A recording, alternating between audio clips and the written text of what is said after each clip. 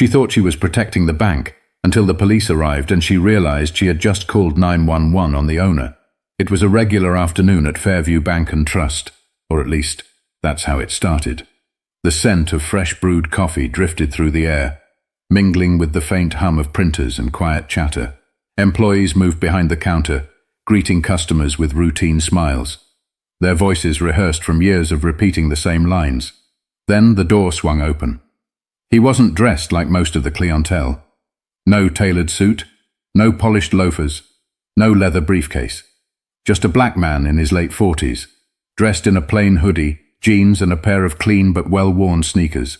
He walked in with an easy stride, head slightly tilted as he scanned the room. Nobody spoke to him at first. A few glanced his way, then turned back to their transactions. He wasn't causing a scene, wasn't looking for trouble. He simply took a seat in the waiting area, pulled out his phone, and scrolled through his emails. Behind the counter, Linda Pearson, the branch manager, barely noticed him at first. She was reviewing loan applications, skimming through pages of financial statements, signatures, and credit histories. Then something made her look up. He was still sitting there. 5 minutes. 10. Other customers had come and gone, yet he remained. No checkbook in hand, no deposit slip. Just waiting. Linda frowned, her fingers tightening around the pen in her hand. Something about the way he sat, so comfortable, so at ease, made her uneasy. She turned to Greg, a young teller beside her. "Do you know him?" Greg glanced at the man, then shook his head. "No idea. Maybe he's waiting for someone." Linda's eyes stayed locked on the stranger. Maybe, but something in her gut told her otherwise. The bank had its usual crowd, retirees depositing pension checks, business owners with hefty transactions, middle-class families setting up accounts. A man like him, dressed like that, sitting there without speaking to anyone. It wasn't something she saw often in this part of town. She watched as he leaned back, tapped on his phone, then checked his watch. The movement was casual, but to Linda, it felt calculated. Her pulse quickened. She had worked in banking for over 20 years. She knew the signs. She turned back to Greg. "Keep an eye on him. If he doesn't move in the next 5 minutes, let me know." Greg hesitated. "You think he's—" "I don't know yet." Linda tried to focus on her paperwork, but her eyes kept drifting toward him. 3 more minutes passed. That was it. She reached for her phone. "Yeah, this is Linda Pearson at Fairview Bank. We have a suspicious individual sitting in our lobby. He's been here for over 15 minutes without approaching the counter. Could you send someone to check it out?" The operator asked for details. Linda gave a brief description, lowering her voice as she spoke. Across the lobby, the man glanced up, his eyes flickering toward her for the briefest moment. Then he went back to his phone. Linda exhaled, heart pounding in her chest. She had done the right thing. She was sure of it. But the next few minutes would prove otherwise. The air inside the bank felt different now. The usual rhythm of transactions and casual conversations carried on, but beneath it, there was something heavier. Linda kept her eyes on the man while pretending to focus on her paperwork. He was still there. Not anxious, not restless, just waiting. She stole a glance at the glass entrance doors. No police yet. Greg cleared his throat beside her. "You sure this is necessary?" Linda stiffened. "He's been sitting there for almost 20 minutes, Greg." Greg shifted uncomfortably but said nothing. Across the lobby, an older white couple stepped inside. The woman took one look at the man in the hoodie and clutched her purse a little tighter. Linda caught it. It wasn't just her. Others felt it too. A few more minutes passed. Then, flashing blue and red lights. 2 uniformed officers pushed through the doors, scanning the room. Their presence sent a ripple through the bank. Conversations quieted. A man at the ATM stole a quick glance, then looked away. Linda waved them over. The officers, a tall, broad-shouldered white man in his late 40s and a younger black officer who looked barely out of the academy, approached her counter. "You called about a suspicious person?" the older officer asked. Linda nodded and subtly gestured toward the waiting area. "He's been here for a while, hasn't approached the counter, just sitting there on his phone. I don't know what he's waiting for." The younger officer frowned slightly. "That's it." Linda hesitated but held firm. "I just want to be cautious." The older officer gave a curt nod. "We'll talk to him." They turned and walked toward the man in the hoodie. Linda watched closely. The man looked up as the officers stopped in front of him. His expression was calm, but there was something in his eyes, something tired, like he had seen this before. "Sir, can we talk to you for a second?" the older officer asked. The man blinked, then put his phone away. "What's this about?" Linda could hear everything from behind the counter. "We got a call," the older officer said, his voice even. "You've been here for a while. Mind showing us some ID?" The man exhaled, slow and measured. "What am I being accused of?" His voice was steady, but there was an edge to it now. The younger officer cleared his throat. "Nothing, sir. Just a routine check." The man looked from one officer to the other, then glanced toward the counter. His gaze met Linda's for a split second. Then he reached into his pocket, moving slow, deliberate. He pulled out a leather wallet, flipped it open, and handed over a driver's license. The older officer studied it, then his brows pulled together. The younger officer leaned in for a look. His eyes widened slightly. The silence stretched a beat too long. Linda shifted in her seat. Something was off. The older officer cleared his throat and handed the ID back. His posture changed, stiff, awkward. "Mr. Taylor," he said carefully, "you own this bank." The room went still. Greg stopped typing. The older couple at the counter turned their heads. Even the security guard near the entrance straightened. The man, Mr. Taylor, leaned back in his chair, crossing his arms. "That's right."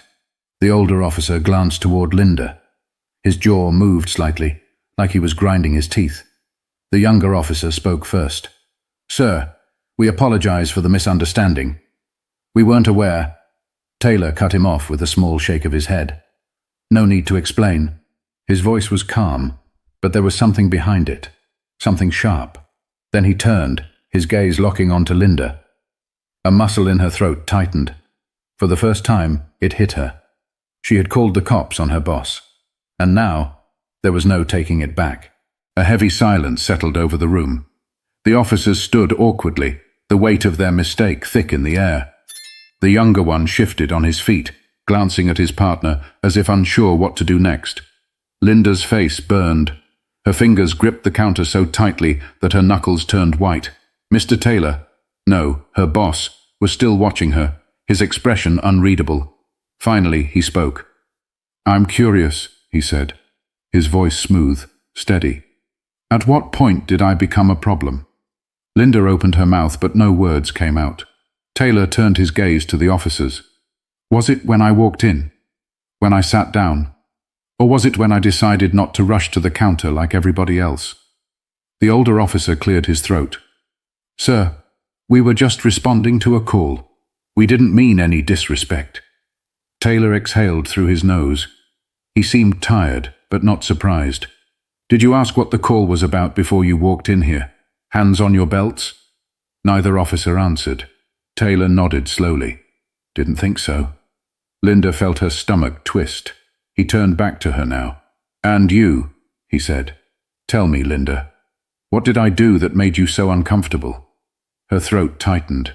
I just didn't recognize you," she stammered. "You were sitting there for a while and I wasn't sure." His eyebrows lifted. "Wasn't sure of what?" Linda's mouth opened, then closed. The bank was silent. Everyone was listening now. Customers, employees, the security guard by the door. No one moved. Greg swallowed hard beside her. The older couple who had walked in earlier looked embarrassed, suddenly fascinated by their shoes. Taylor let the silence hang before leaning forward just slightly. "Let me help you out," he said. "You saw a black man in a hoodie, sitting in a place you didn't think he belonged. And instead of asking me if I needed help, you called the police." Linda flinched. Taylor sat back. "Do you do that for all customers, or just the ones that look like me?" I didn't mean—" "You did," Taylor interrupted, his voice still level. "You just didn't expect the consequences." Another silence. The officers shifted uncomfortably. The younger cop cleared his throat. "Again, Mr. Taylor, we're sorry about the misunderstanding. if there's anything we can do." "There is," Taylor said, cutting him off. The officer hesitated. "What's that?" Taylor's eyes didn't leave Linda's. "Leave." The officers hesitated only a second before giving stiff nods. Without another word, they turned and walked out, the automatic doors sliding shut behind them. That should have been the end of it. But it wasn't. Linda's hands trembled as she tried to focus on the screen in front of her, but she could feel his eyes on her. Everyone's eyes. "Mr. Taylor, You should be asking yourself something, Linda," he said, standing now. He was tall, but he didn't have to be. The weight of the situation made him loom over her. She swallowed hard. "You should be asking yourself why I had to prove I belonged here." The words cut through her like glass. Taylor looked at Greg. "Can you get my assistant on the phone? I'd like to have a meeting." Greg nodded so fast it was almost comical. Yes, sir." Taylor didn't say another word to Linda. He simply turned and walked toward the back offices, his offices, leaving her standing there, exposed for what she had done. And for the first time, Linda had to sit with the weight of a question she never wanted to ask herself. The bank slowly returned to its usual rhythm, customers making transactions, employees typing away, the faint hum of printers filling the silence. But something was different. The atmosphere had shifted, like an invisible weight pressing down on everyone in the room. Linda felt it the most. She tried to focus, tried to go back to work, but her hands wouldn't stop shaking. The usual small talk between tellers had vanished. No one met her eyes. Even Greg, who had always been chatty, kept his head down, busying himself with the register. It was the customers that got to her the most. An older black woman, who had been standing in line during the whole ordeal, walked up to her window. Her eyes held something Linda couldn't name. Disappointment? Sadness? Recognition? Linda forced a smile. "Good afternoon. How can I help you?" The woman slid a deposit slip across the counter. Her voice was soft but firm. "You should be ashamed." Linda's breath hitched. The woman didn't say anything else, just watched her with the kind of knowing look that cut deeper than any insult ever could. Linda processed the deposit in silence, her face burning with something close to humiliation. But that wasn't the worst part. The worst part was the whispers. A group of young professionals near the business accounts desk spoke in hushed tones, throwing glances in her direction. A man at the loan officer's desk murmured something to the person sitting across from him, shaking his head. They all knew. Linda swallowed the lump in her throat, keeping her eyes fixed on her screen. Maybe this would blow over. Maybe by next week, no one would even remember. But as if to mock that thought, the front doors opened again, and in walked Amanda Rivers, one of the regional executives. Linda's stomach twisted into a knot. Amanda was sharp, no nonsense. The kind of woman who could fire you with a smile and still have you thanking her on the way out. She walked in with quick, decisive steps, her eyes scanning the room before landing on Greg. "Where's Mr. Taylor?" Greg straightened immediately. "In his office, ma'am." Amanda nodded, then walked past the counter without so much as a glance at Linda. That was bad, really bad.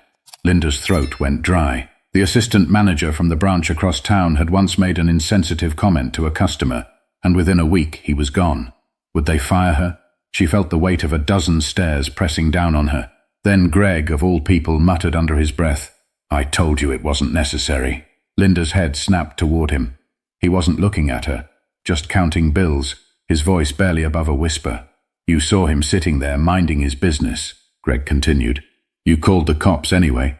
The words stung. She opened her mouth to defend herself, to say what she didn't know, but the words wouldn't come. Because what could she say? That she hadn't meant it? That it wasn't about race? That she would have done the same thing if it had been a white man in a hoodie? She knew deep down that wasn't true, and the worst part, so did everyone else. Linda's shift dragged on, but she barely processed the rest of the day. Every interaction felt heavy, every glance a reminder of what she'd done. She had worked at Fairview Bank and Trust for over 15 years. She knew the ins and outs of the business, prided herself on being good at her job. Yet now, none of that mattered. By the time the clock hit 5, the usual relief of ending a long workday never came. Instead, dread curled in her stomach as she walked toward the back offices. She knocked once on the glass door of Mr. Taylor's office. "Come in." She hesitated before stepping inside. The room was sleek and modern, Nothing excessive, just a polished desk, a few framed photos, and a large window overlooking the street.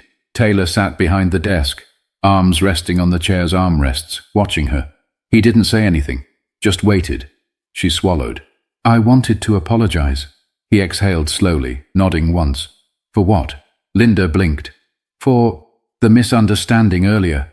I didn't—" "Stop." The word was firm, clipped. "You keep calling it a misunderstanding," Taylor said, "but it wasn't." Linda's stomach twisted. Taylor leaned forward slightly. "Tell me, Linda, when you saw me sitting there, did you think I was lost?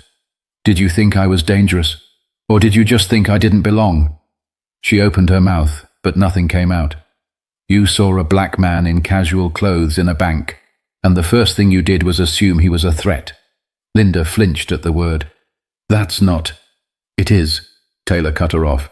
His voice never rose, but the weight of it crushed her all the same. She lowered her gaze. "You didn't ask me if I needed help," he continued. "You didn't approach me, didn't treat me like any other customer. You went straight to the police." Linda's face burned. "I've owned this bank for 3 years, Taylor said, shaking his head slightly. "I've put money into this community.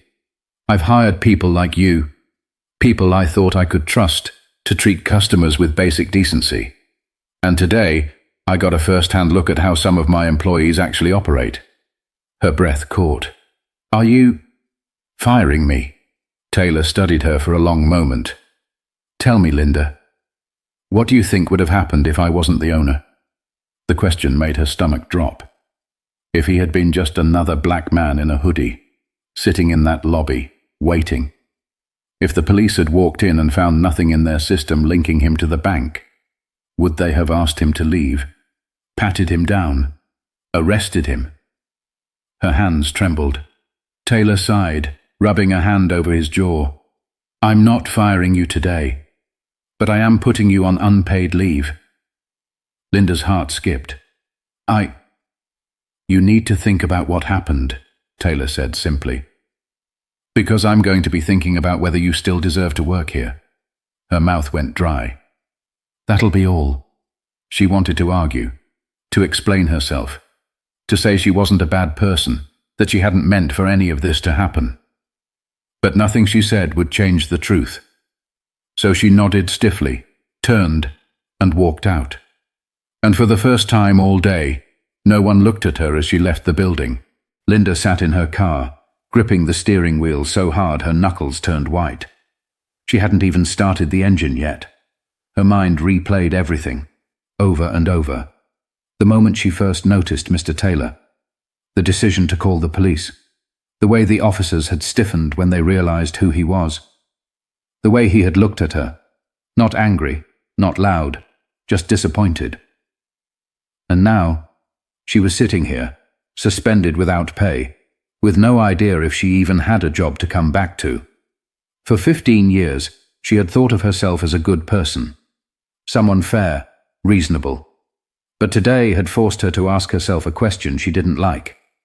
Was she part of the problem? She had never thought of herself as racist. She had never used slurs, never treated black customers differently. At least, she had believed that. But then, why had she been so quick to assume the worst? She closed her eyes, exhaling shakily. A memory surfaced, one she hadn't thought about in years. She was 16, working her first summer job at a small grocery store. The manager had warned her to keep an eye on certain types of customers. Back then, she hadn't questioned it. She had just followed the rules. And maybe all these years later she was still following them without even realizing it. She finally started the car, but she didn't drive away. Not yet. Instead, she reached for her phone. Her fingers hovered over the screen before she typed in a search. Unconscious bias in the workplace. The results loaded instantly. Articles, studies, real stories. She clicked on the first one. It was time to start learning. Because for the first time, Linda understood something. Being a good person wasn't enough. She had work to do. Prejudice doesn't always show up in loud, obvious ways. Sometimes it's quiet. Sometimes it looks like a gut feeling that turns out to be a learned bias. It's in the moments when we assume, when we react before we think. And the truth is, we all have blind spots. But the question is, what do we do once we see them? This isn't just about Linda. It's about all of us. So maybe today, take a moment to reflect. Ask yourself the uncomfortable questions. Because awareness is the first step to change. And if you got something from this story, consider subscribing for more thought-provoking content. Because conversations like this, they matter.